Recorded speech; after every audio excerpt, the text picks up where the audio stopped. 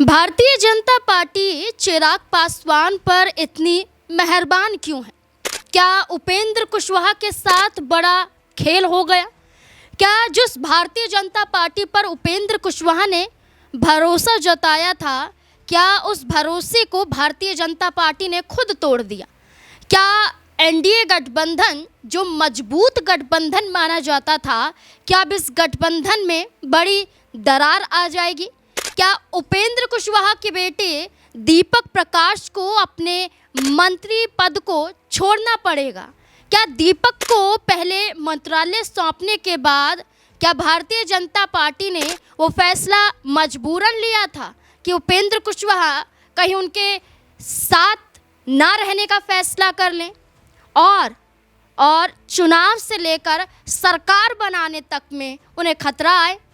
अब इस बीच में उपेंद्र कुशवाहा को लेकर ये कहा जा रहा है कि क्या चिराग पासवान की पार्टी इतनी बड़ी पार्टी हो गई कि अपने बेटे को बचाने के लिए उपेंद्र कुशवाहा बार बार एमएलसी की सीट मांग रहे थे, लेकिन बीजेपी ने उनकी जो गुहार है उसको नहीं सुना और चिराग पासवान को मौका दे दिया। क्या चिराग पासवान का जाना बड़ा नुकसान पहुंचा सकता था भारतीय जनता पार्टी को? आखिरकार ऐसा क्यों कहा जा रहा है, इसके पीछे की बड़ी वजह आप समझ चुके होंगे। ये वजह है एमएलसी का चुनाव, और एमएलसी की लगभग 9 सीटों पर चुनाव है और 1 सीट पर उपचुनाव है। और इस चुनाव के लिए नाम सामने आ गए हैं, जहां फैसला कर लिया गया है एनडीए के अंदर, जहां जेडीयू 4 सीटों पर एमएलसी के चुनाव में अपने प्रत्याशी को उतार रही है, जिसमें नीतीश कुमार के बेटे निशांत कुमार का भी नाम है। और वहीं भारतीय जनता पार्टी ने भी 4 उम्मीदवारों को लेकर फैसला कर लिया। अगर कुल मिलाकर बात की जाए तो 9 में से 8 चेहरों को फाइनल कर लिया जाता है जेडीयू और बीजेपी को मिलाकर। इसके बाद 1 सीट बचती है, एक एमएलसी की सीट बचती है, जिस पर चर्चा थी कि इस सीट पर किसे उतारा जाएगा, उपेंद्र कुशवाहा के बेटे दीपक प्रकाश को या फिर हम पार्टी या एलजेपी आर को। तो ऐसे में मंथन जारी था। ये कहा जा रहा था कि जहां निशांत कुमार को मौका मिला है, स्वास्थ्य मंत्री बने और उन्हें अपना मंत्रालय बचाना था, उन्हें अपना मंत्री पद बचाना था, तो ऐसे में उनका एमएलसी चुनाव लड़ना ज़रूरी हो जाता है। और जेडीयू की तरफ से निशांत कुमार को मानो मौका मिल ही गया, लेकिन उपेंद्र कुशवाहा के बेटे के साथ खेल हो जाता है, क्योंकि यहाँ पर चिराग पासवान की पार्टी से एक नाम आगे कर दिया जाता है। इस स्क्रीन में जो दिखाया जा रहा है, उपेंद्र कुशवाहा हैं, दीपक प्रकाश हैं, चिराग पासवान हैं। ये चेहरा आपको नया दिख रहा होगा। ये चेहरा है चिराग पासवान की पार्टी के उम्मीदवार अशरफ अंसारी का। ये एक मुस्लिम चेहरा है और इस मुस्लिम चेहरे को एमएलसी चुनाव में चिराग पासवान ने आगे किया है। यानी कि कुल मिलाकर देखा जाए तो 9 सीटों पर चुनाव है एमएलसी के, और 9 की 9 सीटों पर एनडीए के अंदर फैसला हो जाता है, जिसमें उपेंद्र कुशवाहा के बेटे का नाम कहीं नहीं। अब ये कहा जा रहा है कि 7 से 8 सीट जीतना तो एनडीए के लिए आसान माना जा रहा है, लेकिन जो 1 सीट है वो आरजेडी के खाते में जा रही है और आरजेडी इस सीट को आसानी से जीत सकती है। जैसा कि पहले भी बार बार कहा जाता रहा है कि एमएलसी की 1 सीट को जीतने के लिए लगभग 28 विधायकों की ज़रूरत है, और आरजेडी की बात करें तो 25 विधायक उनके पास हैं। इसके साथ साथ कांग्रेस पार्टी की बात करें 6 विधायक उनके पास हैं, और यहाँ पर सीपीआई-एम की बात करें तो 1 विधायक उनके पास है। तो यहाँ कुल मिलाकर देखा जाए तो ये आंकड़ा 34 से 35 का बैठता है, यानी कि 1 सीट आसानी से आरजेडी जीत सकती है। और इस पे चर्चा है कि रोहिणी आचार्य को उतारा जाएगा, सुनील सिंह को उतारा जाएगा। ये तो चलिए आरजेडी की बात है।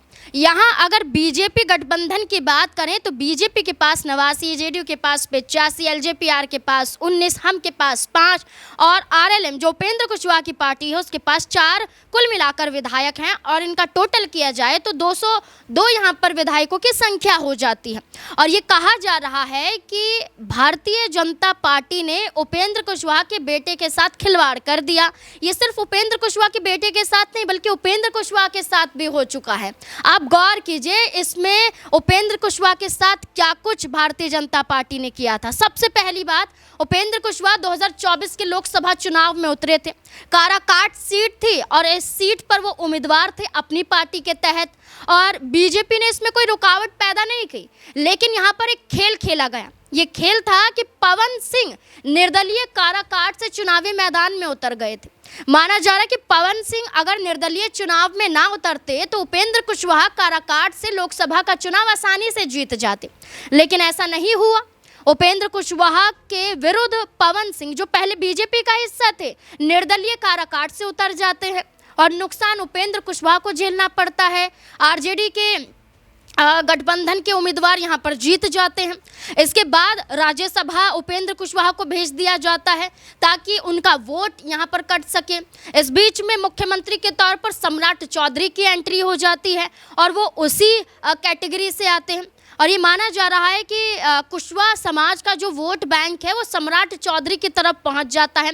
उपेंद्र कुशवाहा को यहाँ पर नुकसान झेलना पड़ता है क्योंकि जो वोट बैंक उनके पास था वो छिटकने लगता है, और ये माना जा रहा है कि ये बीजेपी के ही जरिए हुआ है, यानी कि जिसके साथ गठबंधन में है उसी गठबंधन के दल ने उपेंद्र कुशवाहा की पार्टी के साथ खेल कर दिया।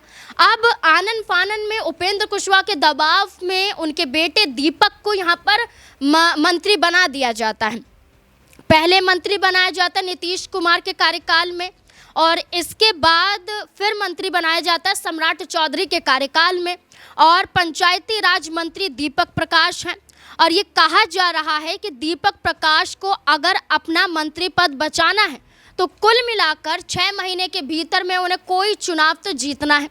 अब एमएलसी का ही चुनाव बड़ा चुनाव बिहार में माना गया, लेकिन इस चुनाव में ये कहा गया कि अगर ये मौका नहीं मिला तो उपेंद्र कुशवाहा के बेटे दीपक को अपने पंचायती राज मंत्रालय को छोड़ना पड़ेगा, इस्तीफा देना पड़ेगा, यानी कि पूरी तरह से उपेंद्र कुशवाहा के हाथ खाली हो जाते हैं। अब देखा जाए कि उपेंद्र कुशवाहा अगर नाराज़ भी होते हैं बीजेपी को कोई फ़र्क नहीं पड़ेगा, उपेंद्र कुशवाहा अलग हटते हैं तो भी कोई फ़र्क नहीं पड़ेगा, क्योंकि कुल मिलाकर उपेंद्र कुशवाहा की पार्टी के पास, आरएलएम के पास 4 विधायक हैं, जो बड़ा संख्या बल यहाँ पर नहीं दर्शाता है। इस बीच में आप ये देखिए कि एक सीट पर उपचुनाव भी है। अब 9 सीट पर अगर फाइनल फैसला हो जाता है तो एक सीट के उपचुनाव पर देखना होगा कि उपेंद्र कुशवाहा के बेटे को मौका मिलता है या ये उपचुनाव भी यहाँ से उनके हाथों से चला जाता है। अगर ऐसा होता है तो दीपक प्रकाश को अपना पद छोड़ना पड़ेगा। अब वापस आते हैं चिराग पासवान पर।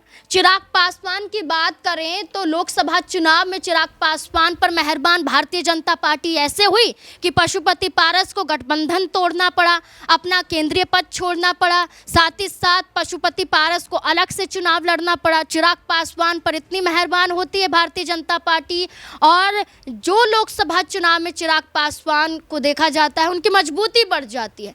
फिर विधानसभा चुनाव में वो दबाव बनाते हैं कि हमें तो इतनी सीटें चाहिए, अगर नहीं मिलती हैं तो हम अपनी पार्टी के तहत अलग भी चुनाव लड़ सकते हैं। तो भारतीय जनता पार्टी ने एक नया मौका दिया। चिराग पासवान की पार्टी यहाँ पर 19 सीटों को जीत जाती है, 19 विधायक होते हैं। ये कद बिहार में चिराग पासवान का बढ़ रहा है, और उत्तर प्रदेश में भी चिराग पासवान की पार्टी चुनाव लड़ने के लिए तैयार है। वहाँ भी ऐलान कर दिया गया है कि पूरी सीटों पर, सभी की सभी सीटों पर चिराग पासवान की पार्टी अकेले चुनाव लड़ेगी। तो ये डर बीजेपी को है कि कहीं चिराग पासवान उनका खेल ना बिगाड़ दे। बना बनाया जो रणनीति है वो बिगड़ती हुई देख भारतीय जनता पार्टी ने ये फैसला कर लिया।